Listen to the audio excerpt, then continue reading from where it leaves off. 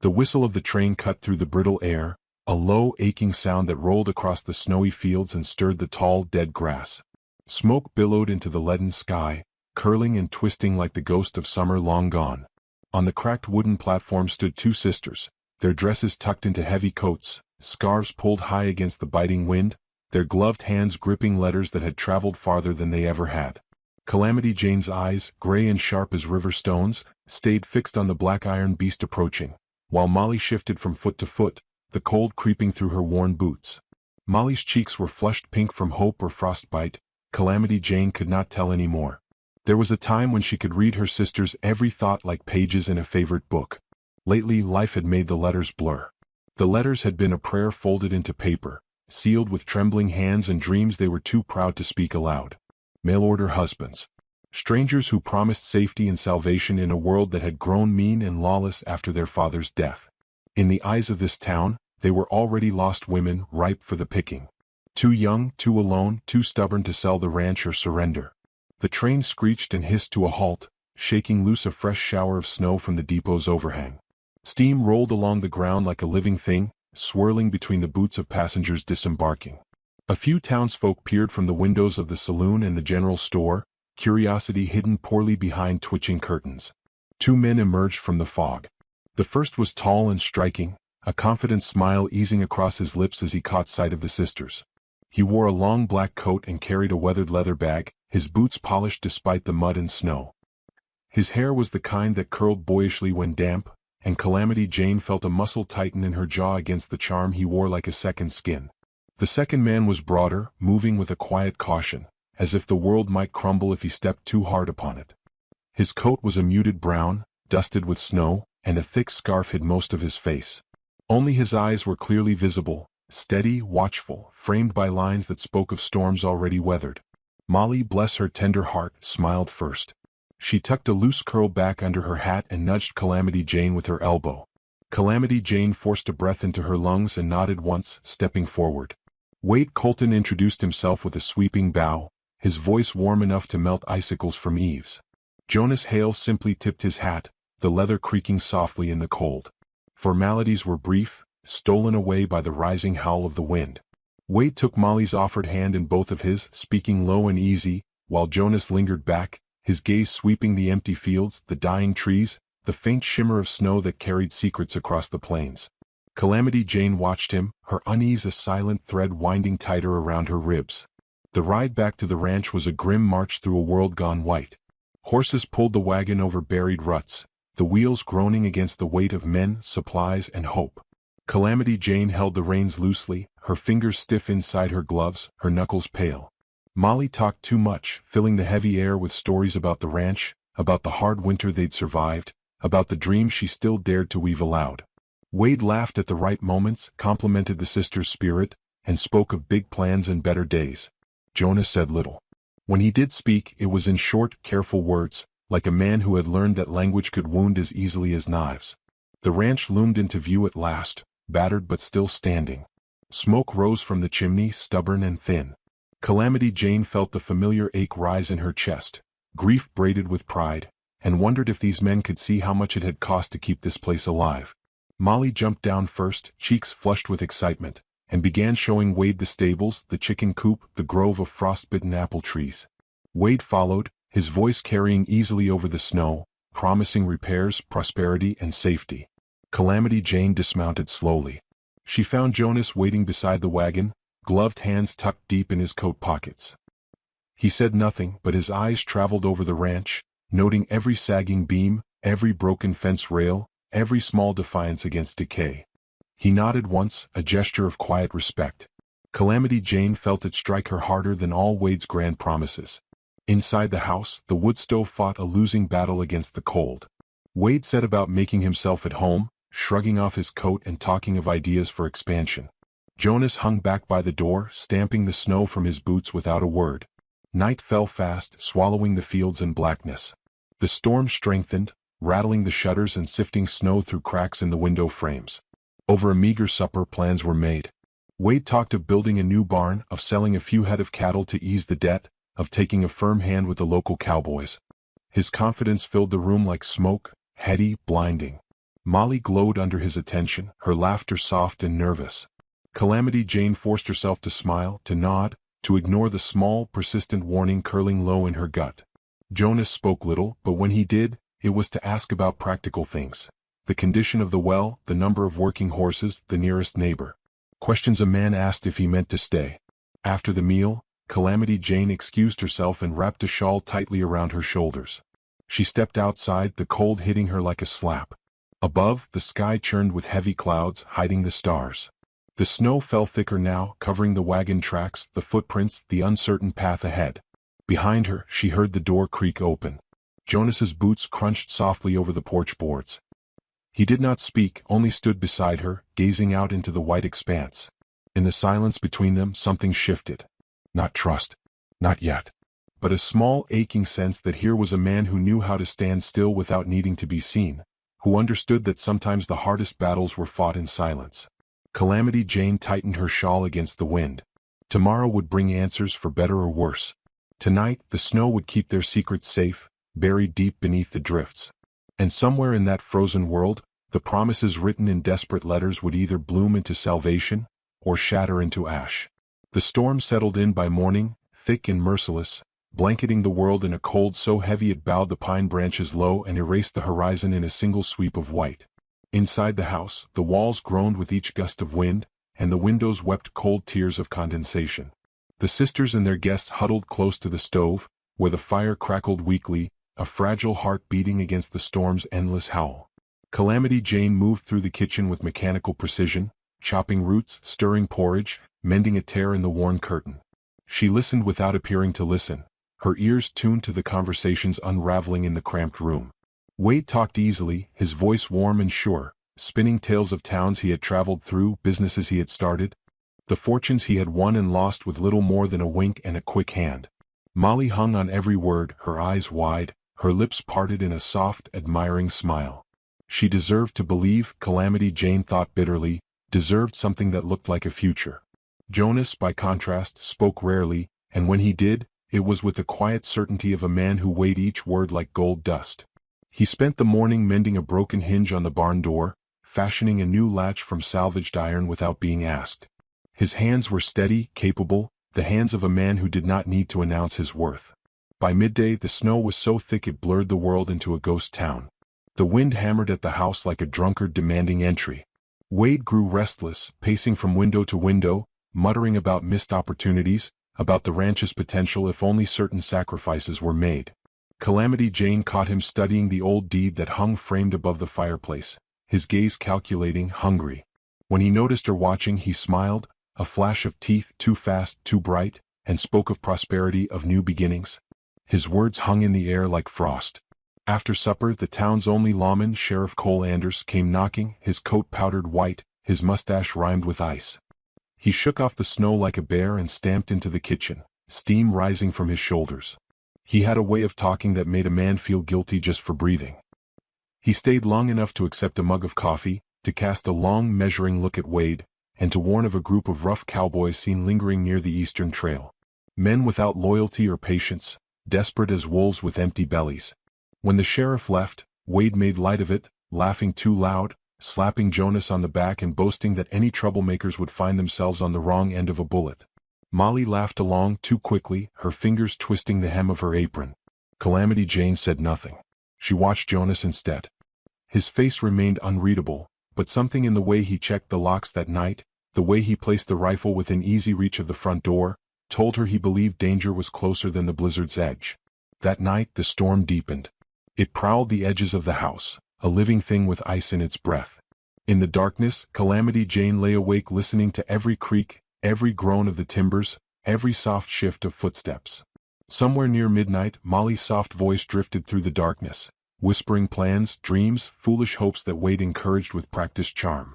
Calamity Jane turned her face into her pillow and bit back the ache that rose unbidden in her throat. She did not want to be the enemy of her sister's happiness. But there were things a woman knew without proof, truths etched into the bones by the hard schooling of life. Near dawn, Calamity Jane rose and wrapped herself in her father's old coat. She moved to the window, scraping away the frost with her sleeve. Through the swirling snow, she caught a shadow slipping away from the barn, leading a saddled horse. It was Wade. Her heart thudded painfully against her ribs as she watched him ride out into the storm, the horse's hooves muffled by the heavy drifts. Where would he go in such deadly cold unless he had something too urgent, or too dangerous, to delay? Behind her, a floorboard creaked. Jonas stood in the doorway, his arms crossed loosely over his chest, his gaze following hers into the white oblivion. He said nothing, only met her eyes with a look that carried more weight than words could bear. They both understood something had shifted. Something had cracked open beneath the heavy hush of snow, and whatever lay beneath would not stay buried for long. The morning wore on slow as molasses in January. Wade returned, his cheeks ruddy from the cold, his smile too sharp, too bright. He brushed off questions with laughter and grand tales of checking the livestock, ensuring the barns were secure. Calamity Jane watched Molly cling to those lies like a drowning girl clings to driftwood. Jonas spent the day repairing the roof where ice had split the shingles. He worked silently, methodically, the storm swirling around him. From the window, Calamity Jane watched him drive nails into wood, his movements steady despite the biting cold. He was a man who built things to last, not for show. At dusk, Miss Evelyn Marsh appeared at the door, wrapped in so many shawls she looked like a walking bundle of laundry. She brought a basket of preserves and a warning whispered behind a tight-lipped smile. Folks talked, she said. Folks remembered a Wade Colton who'd left debts and broken promises in 3 towns before this one. When Evelyn left, her footprints were swallowed almost immediately by the hungry snow. That evening, Calamity Jane confronted Wade. She did not accuse, only asked careful questions, questions that any honest man could answer without flinching. Wade answered too smoothly, his charm turning brittle under pressure. Molly grew upset, accusing Calamity Jane of jealousy, of coldness, of trying to snatch away her chance at happiness. Her tears cut deeper than any blade. Jonas stayed silent through it all, watching with those steady eyes, waiting. His presence was not a weapon, but a shield quietly offered. Later, when the house was asleep, Calamity Jane found Jonas outside, sitting on the porch with his rifle across his knees. The snow drifted high against the posts, the world wrapped in silent white shrouds. She sat beside him without speaking. After a long while, he spoke in a voice low and rough from disuse. A man doesn't run out into a storm unless he's running from something worse behind him. Calamity Jane closed her eyes against the truth she had known all along. She was tired of men who smiled and lied and left wreckage behind them. Tired of being the only one willing to see the cracks in the foundation before the house came down. Jonas shifted slightly, reaching into his coat and pulling out a small object. He placed it in her gloved hand without ceremony. It was a carving, rough but tender, of a sparrow. A symbol of hope, small but stubborn, surviving against the odds. She closed her fingers around it tightly, feeling the warmth of his touch linger. Above them, the stars had returned, brittle and cold in the clear black sky. The storm had passed, but the real trouble was just beginning. Inside the house, Wade plotted. Outside, the land lay still, listening. And somewhere between the two, Calamity Jane found herself choosing not between two men, but between the easy lies of survival and the harder, quieter road of trust earned inch by inch in the frozen dark. Morning rose brittle and sharp, the kind of morning that cut through even the thickest coats and scraped its cold fingers down into the bones. The world outside lay frozen and clean, hiding yesterday's footprints, yesterday's sins, under a flawless blanket of snow. But inside the house, the air was thick with something that no storm could bury. Molly hummed as she swept the kitchen, trying too hard to summon normalcy into the brittle daylight. Wade sat by the fire, oiling his gun, his movements quick and smooth. He caught Calamity Jane watching him and offered a grin that did not touch his eyes. Jonas returned from his early rounds, his boots heavy with ice, his scarf pulled high against the wind. He set his rifle down carefully by the door. His gaze sweeping the room once, reading every small tension like words carved into wood. Over a breakfast of stale biscuits and bitter coffee, Wade announced his plan. The ranch was too much for the sisters, he said. Better to sell half the cattle now, buy supplies, invest in a partnership with men he knew from town. Men who could offer protection, expansion, opportunity. Molly's fork froze halfway to her mouth. Her brow furrowed, uncertainty flickering through her features. Calamity Jane kept her voice even as she asked who these men were. Wade's answers were slick, oily, wrapped in grand promises and easy laughter. Jonas said nothing, but he rose from the table and stepped outside, his silence louder than any shouted argument. By midday the truth began to unravel. Miss Evelyn returned, breathless and wide-eyed, a telegram clutched in her mittened hand. Jonas had sent it days ago, Calamity Jane learned later, reaching out to a friend in a distant town where Wade Colton's name had already been burned into ledger books and whispered behind closed doors. The telegram spoke plainly. Wade was no rancher, no businessman. He was a gambler, a drifter, a man who left towns worse off than he found them, always moving just ahead of the debts he piled like fallen snowdrifts. When confronted, Wade laughed at first, a rich, mocking sound that filled the small house and rattled in Calamity Jane's chest like loose stones. He spun tales of misunderstanding, of jealous rivals, of second chances. He turned his charm toward Molly, pleading, weaving bright illusions faster than frost forming on glass. Molly's face crumpled as the weight of his lies settled heavy on her slender shoulders. She backed away, bumping into the corner of the table, her eyes searching Wade's face for some scrap of the man she had wanted so desperately to believe in. Calamity Jane stood firm, her father's old rifle gripped steady in her hands. She did not raise it. She did not have to. Sometimes strength lived not in the threat of violence but in the simple refusal to move. Wade's grin slipped at last. His mask, so carefully held, cracked wide open. Beneath it, there was only a small, mean man who had gambled on the desperation of lonely women and lost. He spat a curse under his breath and slammed out of the house, the door banging against the frame like a gunshot. The silence he left behind was colder than the storm. Jonas stepped from the shadows then, as if he had been waiting, not to interfere but to bear silent witness. He walked to the door, picked up the rifle Wade had left behind, checked it with the mechanical precision of long habit, and placed it high on the mantel out of harm's reach. Molly wept that night, not loudly but in the soft, broken way that tore through walls and settled deep into the heart. Calamity Jane held her until the trembling stopped, brushing the damp hair from her sister's forehead with hands too clumsy to soothe but too stubborn to let go. Jonas waited by the porch, silent and still, guarding without being asked.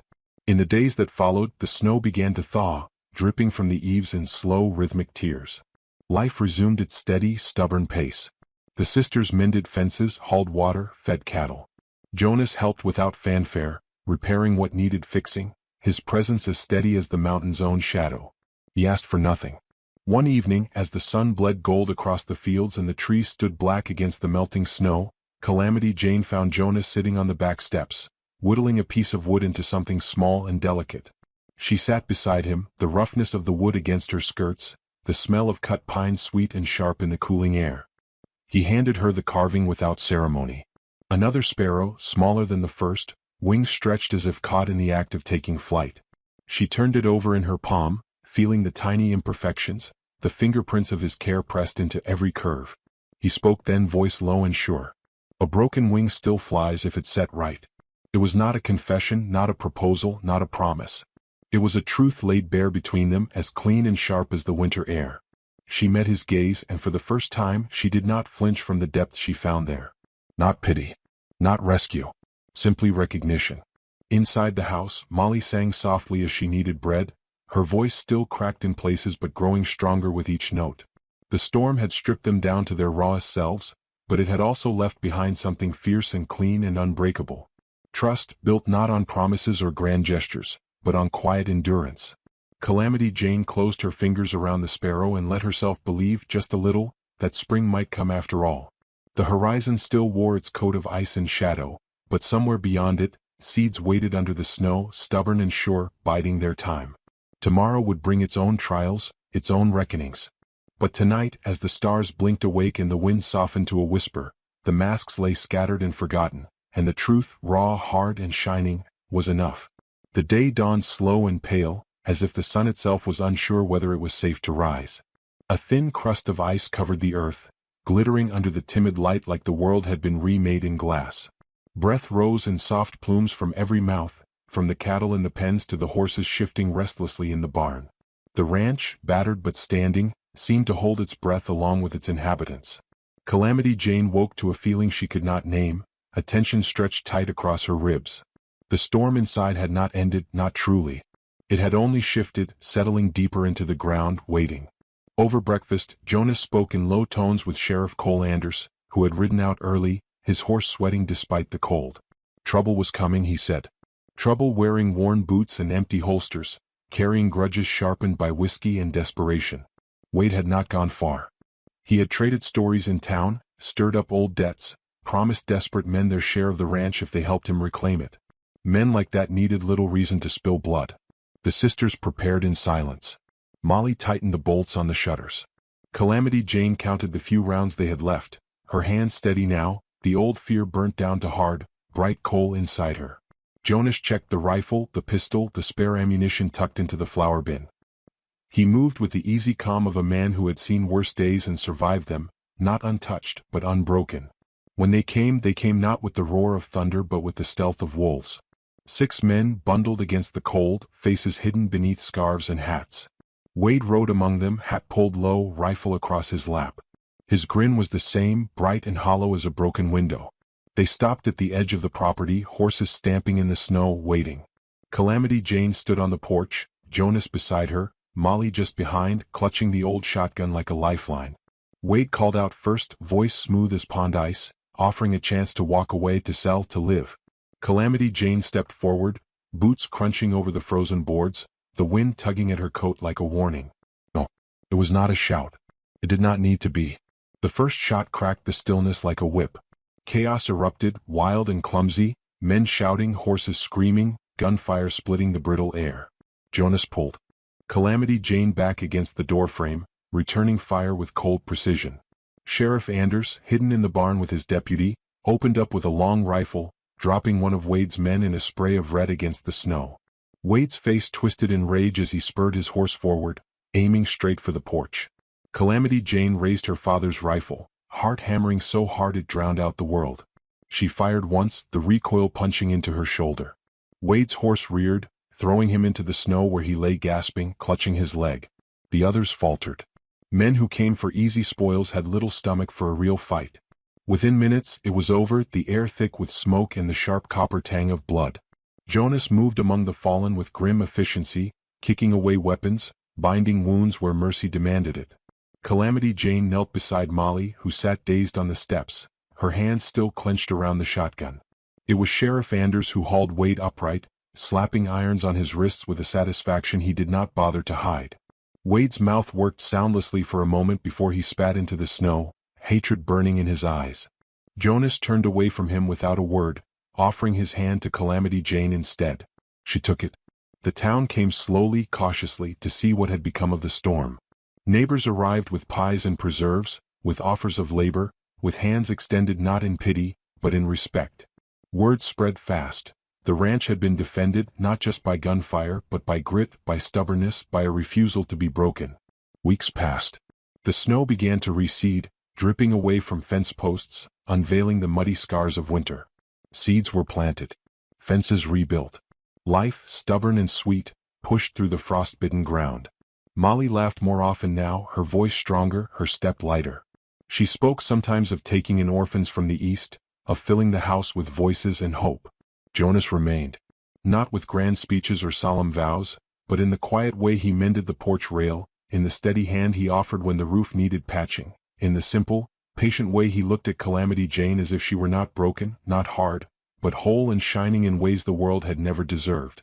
On a warm evening when the stars hung heavy and low, Calamity Jane found herself beside Jonas once more, their hands brushing as they leaned on the fence, watching the cattle graze in the dusk.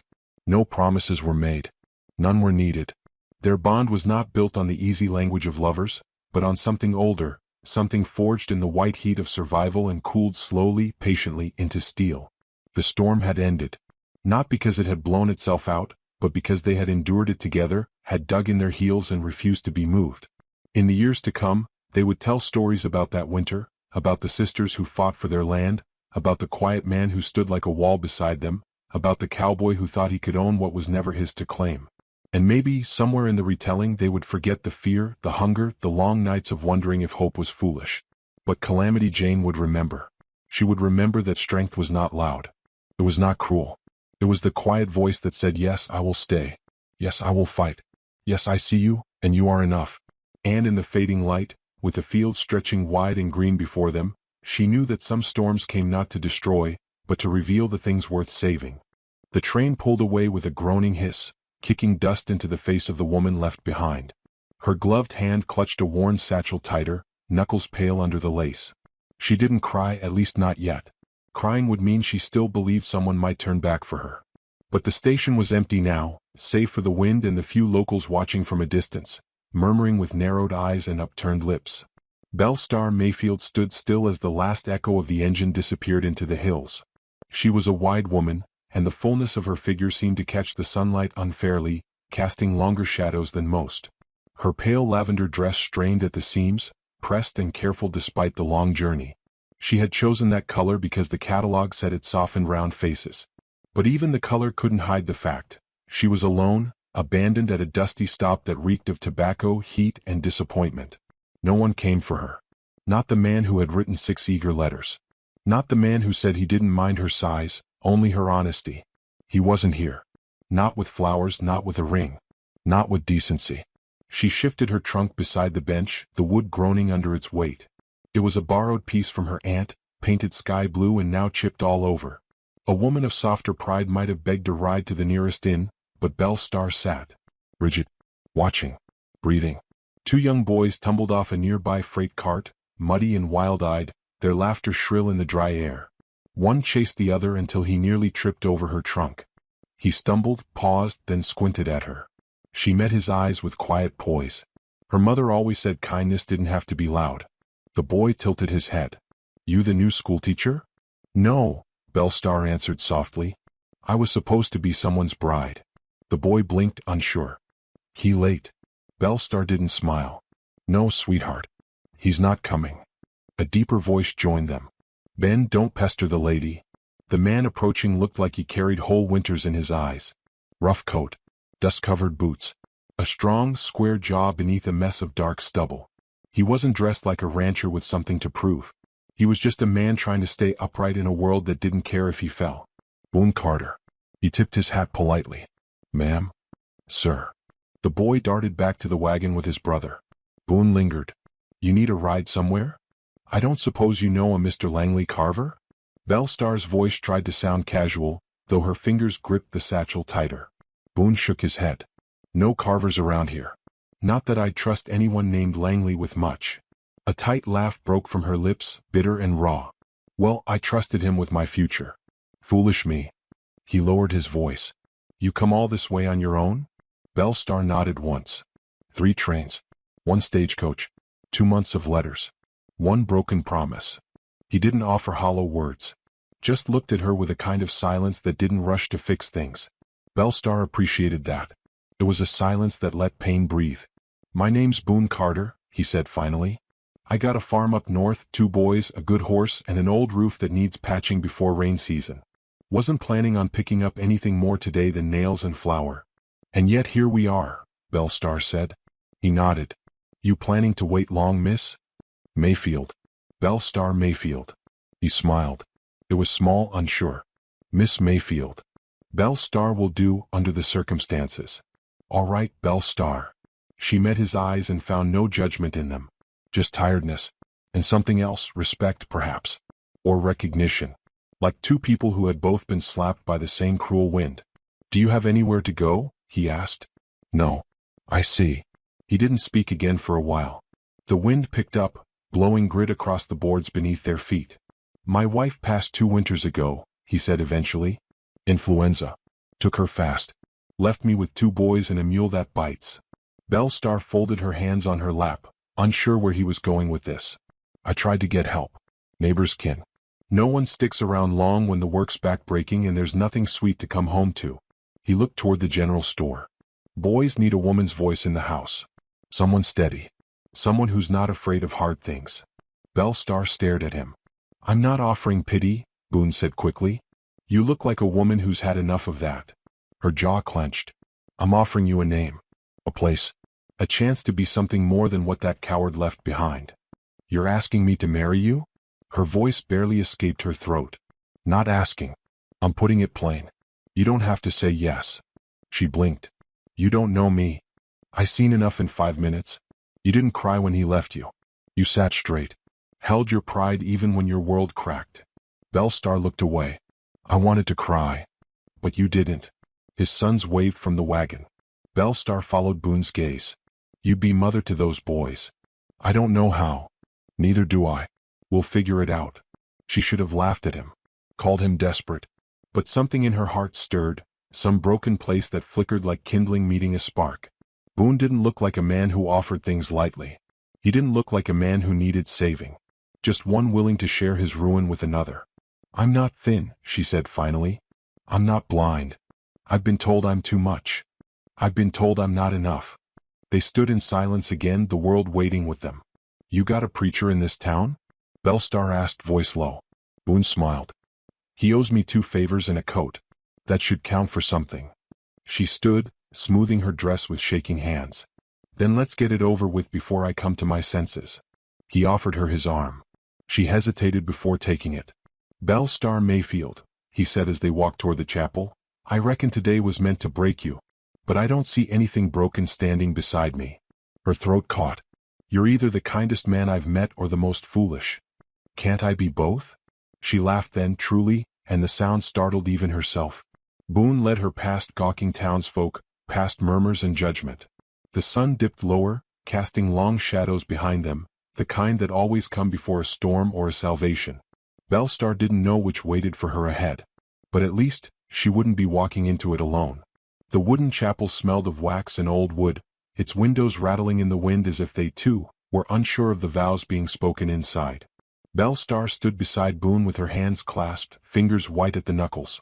The preacher, a round man with rheumy eyes and a hat 2 sizes too large, rattled off the words as though performing a blessing on a stubborn horse, and not 2 strangers stitching their lives together with raw thread and fast knots. Boone's boys stood nearby, one clutching a fistful of prairie daisies, the other chewing on his thumb with suspicious eyes. They didn't quite understand what was happening, only that their father had spoken in the same tone he used when mending fences in a storm, firm and final. Bellstar repeated the vows in a voice that wavered only once. When the preacher said, "Do you take this man?" she hesitated. Just a breath. But Boone didn't flinch. He only looked at her with eyes that didn't judge, didn't pity, just waited. That stillness steadied her. And she said, "I do," not as a surrender but as a choice. The kiss that followed was brief, barely a brush, but it sealed something neither of them could name. The preacher nodded and mumbled, "That'll do," before stepping away with a rustle of his robes. Outside, Bellstar squinted against the sun. The station still loomed behind them, a reminder of how quickly life could change in the blink of a train whistle. Boone offered her his hand again and she took it, noticing the calluses, honest hands rough from work, not from cruelty. They climbed into the wagon. Boone's eldest helped her settle in, surprisingly gentle for a boy raised in dirt and silence. Bellstar felt the weight of stares from behind her as they rolled out of town, folk watching, judging, whispering words like desperate and foolish. She kept her gaze ahead. The road north twisted through dry grasslands and clusters of birch, the wind curling through yellowing leaves. Boone didn't speak for a long while. The boys napped against each other in the back, and Bellstar watched the sky change from blue to gold. "You still breathing over there?" Boone asked after some time. "I think so. You did good back there." "I didn't faint, if that's what you mean." He chuckled. "That too." The silence that followed wasn't heavy. Just open space waiting to be filled. Boone let the reins slacken slightly, guiding the mules up a ridge where the land opened wide into endless prairie. Bellstar shifted. "You said you lost your wife?" 2 winters passed. Flu came through like fire. Took half the town. Took her fast. "I'm sorry." She was kind. Never raised her voice even when I deserved it. He glanced at her. "You don't have to be her, Bellstar. I didn't marry you to fill a hole." "Why did you marry me?" He considered that. "Because I needed someone strong enough to carry more than just water buckets. Someone who wouldn't wilt the first time the world turned mean." "You think I'm strong?" "I think you've been standing on cracked ground so long, you don't realize it's you holding the roof up." Bellstar didn't know what to say to that, so she didn't. But her eyes stung in the wind and not from dust. The sun dipped lower, and Boone pointed toward a hill where a crooked fence cut across a slope. "That's home." The cabin wasn't much, weather-beaten, with a roof patched in too many colors of wood and a porch that sagged slightly to the right. Chickens scattered as they pulled in, and a tired dog barked twice before recognizing the wagon. Inside it smelled of pine soap, smoke and bread gone slightly stale. Bellstar's trunk was placed by the wall. A rocker creaked in the corner. She stepped inside slowly, feeling like an intruder in a life that wasn't hers. Boone showed her where the water was kept, the kettle, the matches, the hooks on the wall for her coat. His movements were natural, unhurried. He was a man used to sharing space with ghosts. That night they ate beans and cornbread by firelight. Boone's boys, Emmett and Samuel, sat close to the hearth. Belle-Star watched them from across the table, unsure of her place. When she tried to take their plates to wash, Samuel flinched. "I won't hurt you," she said softly. Boone glanced up. "They ain't used to kindness yet. Give them time. I'm not their mother." "No. But they'll learn what your voice means soon enough." Later Boone offered her the bed. "I'll take the chair," he said, already grabbing a blanket. "We just got married," she said, cautious. "Doesn't mean I get to demand more than you're ready to give." Belle-Star nodded. That was the first time her heart truly relaxed. The days that followed were raw and real. Belle-Star learned to gather eggs from hens that pecked like old maids. She chopped vegetables, mended shirts, and swept the floor while Samuel trailed her, saying nothing. At night, she read from her old prayer book aloud, and Boone listened with his eyes closed, not praying, just present. One morning, while hanging clothes on the line, she heard laughter from the barn. Emmett was grinning, mud on his cheeks, as Belle-Star tried to catch a runaway goat. Boone stood nearby, arms crossed, watching with a lopsided smile. "She likes you," Emmett said, pointing at the goat. "I must smell like her cousin," Belle-Star huffed, catching her breath. Boone approached. "You're doing better than most would. They ain't easy animals." "Neither am I." Boone looked at her, really looked good. That night, as the wind howled through the chinks in the wall, Belle-Star found herself awake while the rest slept. She walked onto the porch in her shawl and stared up at the stars. The land was quiet, holding its breath. Boone joined her, boots light against the boards. "You miss the city?" he asked. "I miss knowing what comes next." He nodded. "Out here we just keep moving. One fence post at a time." Belle-Star hesitated. "I keep thinking he might show up, the man who left me at the station. What if he does?" Boone leaned on the rail. "Then he'll see what he lost. And I'll make sure he doesn't forget it." Belle-Star looked at him. "You don't even know what I'm worth." Boone's voice was steady. "No. But I see how your hands never stop. How the boys started sleeping through the night again. How my house don't feel hollow anymore." Her throat tightened. She blinked quickly, then laughed softly. "That's a lot for a fat woman with a broken trunk." He stepped closer. "It's not the weight that mattered. It was the way you carried it." Their eyes locked. For a moment, the air shifted between them, charged, uncertain. "I'm not asking you to fall in love with me," Boone said, voice low. "But I won't stand by if someone tries to take what's mine." Belle-Star didn't reply. But she leaned against the railing beside him, shoulder to shoulder, watching the stars until the cold chased them back inside. And deep down, in a place she didn't quite understand yet, Belle-Star knew. Something in her had begun to change. Not because she was finally chosen, but because, for the first time, she had chosen back. The frost came early that year. Belle-Star woke one morning to find the windows kissed with ice, delicate crystals blooming in the corners like lacework. She wrapped herself in her shawl and moved to the stove, feeding it wood and coaxing the flames to life. Outside, the wind howled across the plains, fierce and biting. Boone was already up, splitting logs behind the barn with that quiet intensity she'd grown to recognize. The boys were still tangled in their quilts, breath fogging softly above their mouths. Belle-Star poured hot water into the tin basin and washed her face. As she caught her reflection in the rippling surface, she noticed something strange. She looked different. Not thinner, not softer, but grounded. Like the land had begun to shape her into something rooted. Later that morning, Boone returned with a letter in his hand, creased and mud-spotted. He held it out like it might burn. Belle-Star dried her hands on her apron before taking it. The handwriting was sharp and arrogant. To Belle-Star Mayfield, "I was told you went through with the marriage. That you dared to take another man's place while wearing the title that should have been mine. You'll regret that. I'm coming." The signature, though slashed with haste, was unmistakable. Langley Carver. The name made her stomach twist. She hadn't heard from him since the day she'd stepped off that train and found only silence. Now, suddenly he remembered she existed? Belle-Star read it again. Her lips pressed into a hard line. She folded the letter slowly and precisely, then handed it back to Boone. "Well," she said, voice steady, "the rat wants his cheese." Boone didn't smile. "He knows where we are. He'll come with fists or lawyers. He'll find me with a rifle." Boone sat down at the table, rubbing the edge of the letter with his thumb. "If he tries to lay claim, we'll have to be ready. He doesn't have a claim." Her voice was sharp now. "He left me to rot."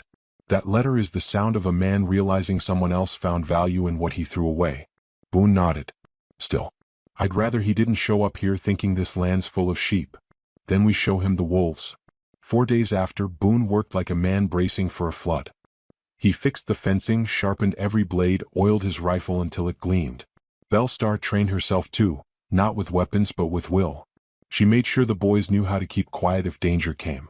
She kept her eyes on the horizon when hanging laundry, her ears tuned to hoofbeats. The tension seeped into everything, even the air they breathed.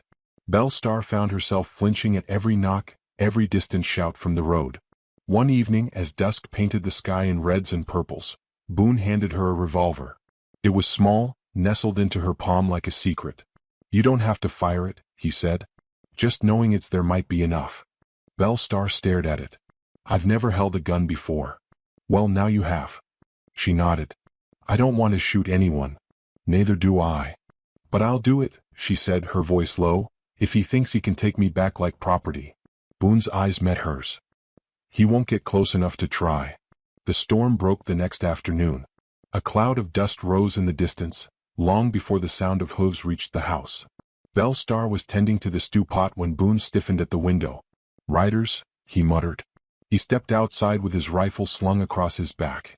Bellstar followed, revolver tucked under her apron. Emmett and Samuel watched from the barn loft, instructed to stay silent and still. 3 men rode toward the house. Langley Carver was at the front, sitting tall in his saddle like a man auditioning for a portrait. His black coat flared in the wind. His face, though still sharp and clean-shaven, had the pale smugness of someone who'd never labored a day in his life. The other 2 were thicker, hired fists without names. Boone stood at the fence. "You've got about 10 seconds to say your piece," he called. Langley dismounted slowly, adjusting his gloves. "You must be the man who picked up my leftovers." Bellstar's fingers twitched. Boone didn't rise to the insult. "You've got no business here." "I've got all the business in the world," Langley replied, stepping forward. "That woman was promised to me. She arrived with the intent to wed. I paid for the passage. That makes her mine." Bellstar stepped up beside Boone, chin high. "You're not owed anything but the shame you left behind." Langley's smile was tight. "You think that ring means anything? There was no license. No papers filed. She's still legally free." "Then we'll file the damn papers," Boone said coldly. Langley's gaze flicked to Bellstar. "You really think you belong here? Out in the dirt, with these half-wild children and a man who reeks of cowhide? You were meant for better." Bellstar laughed. It startled even herself. "I was meant for freedom. And I found it the day you didn't show up." Langley's face twisted. Boone shifted his stance. "You want to test the rest of this conversation with a bullet? Or are you smart enough to leave with your pride mostly intact?" One of Langley's men reached for his gun. Bellstar raised hers first. The click of her hammer pulling back rang sharp in the air. Langley's man froze. "I may not know how to aim yet," Bellstar said, her voice clear, "but at this range I don't have to." Boone moved closer to her, his presence a shield. "You done?" he asked Langley. Langley's nostrils flared. But his men were hesitating. The show of defiance had stolen whatever dominance he'd planned to wield. "I'll be back," he hissed. "With law. With men. You won't be able to hide behind your barn and your woman forever." "You can bring a whole army," Bellstar said, lowering her gun. "But you'll still find me standing." Langley didn't reply. He turned sharply and mounted. His men followed, slower, wary now. The dust trailed behind them like shame. Boone watched until they disappeared. Bellstar's hands shook as she holstered the revolver. He looked at her. "You all right?" "No. But you're still standing." "I am." He reached out, brushing his fingers along her sleeve. "You didn't just stand, Bellstar. You held the line." She laughed again, this time softer. "I'll need practice. My aim was terrible. Next time we'll shoot bottles." That night, they ate in silence, not from fear, but from the kind of exhaustion that comes after reclaiming something stolen. The boys leaned against Bellstar's sides as she read from her prayer book again. Boone watched her, and for the first time since the wedding, he didn't see a woman abandoned. He saw the one who stayed, the one who stood, and who, despite everything, was starting to believe she deserved to. Snow fell in soft, silent drifts over the Carter homestead. It blanketed the barn roof, softened the jagged fence posts, and turned the ragged prairie into something almost peaceful. The world was hushed beneath its weight as though holding its breath. Bellstar stood at the kitchen window with a mug of weak coffee between her hands, watching Boone shovel a path through the powder. He moved slow this morning, his shoulders still stiff from the last storm, but his movements were steady, sure. Inside, the boys were sprawled out by the hearth, drawing in the soot on the stone with sticks. Samuel had sketched something that vaguely resembled their goat. Bellstar smiled faintly. There were days she still struggled to believe all this was hers. Not the land, not the house, but the quiet. The place where she no longer had to defend her right to be loved.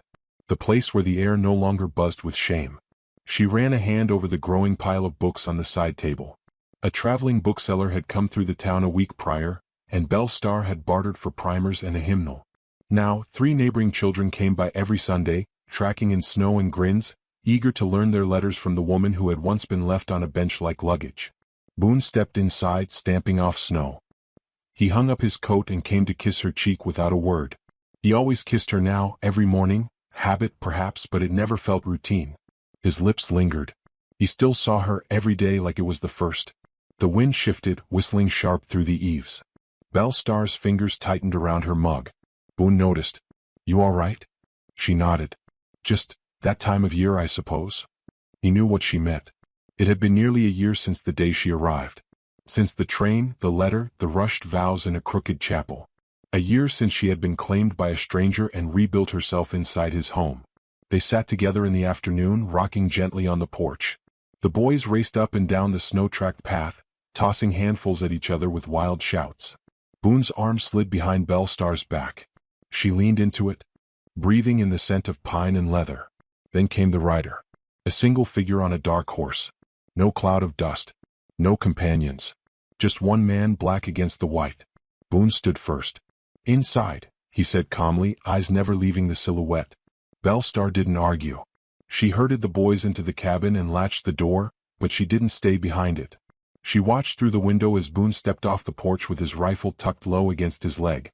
The man dismounted with care. His coat flared as he moved. It was Langley. His hat brim was crusted with frost. His cheeks red from the wind, but his eyes were still cold. "I came alone," he called. "I figured you'd prefer that." Boone said nothing. Langley took a step forward, slow. "I thought I'd be the one who made her into something." "You thought wrong." Langley gave a small, bitter laugh. "And yet you did it. You married her. Built something out here." Boone remained still. Langley glanced toward the house. "She's stronger than I remembered. When I saw her sitting at that station, I thought she'd give up. Find a train back east. Fade. She grew roots instead," Boone replied. Langley's eyes flicked back. "And she's got you to thank for that?" "She owes me nothing." There was a silence between them, heavy with words unsaid. Langley sighed. "I didn't come to take her. I know that ship sailed. I just wanted to see what kind of man replaced me." "You weren't replaced," Boone said. "You were erased." Langley bristled, but the fight had gone out of him. "You'll leave now," Boone said. "And not just from this land. From her story." "I already did," Langley said, voice low. Bellstar opened the door then. Her shawl whipped in the wind, but she stood tall. "If you're here to apologize, save your breath." Langley looked at her. For the first time the mask cracked. "I'm not sorry for leaving," he said. "But I'm sorry I never saw what was in front of me." Bellstar's gaze didn't soften. "I'm not." He nodded, turned, and climbed back onto his horse. No dramatic exit. Just the crunch of hooves over frozen ground. Boone returned to the porch, letting out a breath he hadn't realized he'd been holding. Bellstar reached for his hand. "You didn't have to come out," he said. "I wanted to," she replied. "I wanted him to see." Boone looked at her. "See what?" "That I didn't disappear. That I grew. That I became." He nodded slowly. "You did." That night, the fire burned long into the quiet hours. Emmett and Samuel fell asleep against Bellstar's sides as Boone whittled a small toy horse near the hearth. Bellstar looked down at the boys, both safe and warm, and knew there was no going back. Not for any of them. Boone set the carving aside and came to sit beside her. They didn't speak for a long while. The wind howled outside, but inside there was only the creak of the rocker and the soft, rhythmic breaths of children. "I love you," Boone said quietly, without ceremony. Bellstar turned to him. "You do?" He nodded. "I didn't know it until I thought about what I'd do if he tried to take you. Not fight. Not shoot. Just live in a world without you in it. And that made me feel hollow." She smiled. "I was afraid to say it first. You don't have to be afraid anymore." Bellstar reached up, touched his face. I love you too. More than I ever thought I could love anyone. Boone kissed her, not briefly this time. Not polite. A kiss that said he knew every scar she carried, every shame once branded into her skin, and none of it mattered. She was not a fat woman he took in out of kindness. She was not a charity. She was not a placeholder. She was his wife, his partner, the mother of his boys, and the beating heart of their home. Outside the snow deepened. The land slept. But inside the Carter cabin, beneath a patched roof and beside a flickering fire, love had rooted itself deep into the frozen ground, unmoving, unashamed, and here to stay.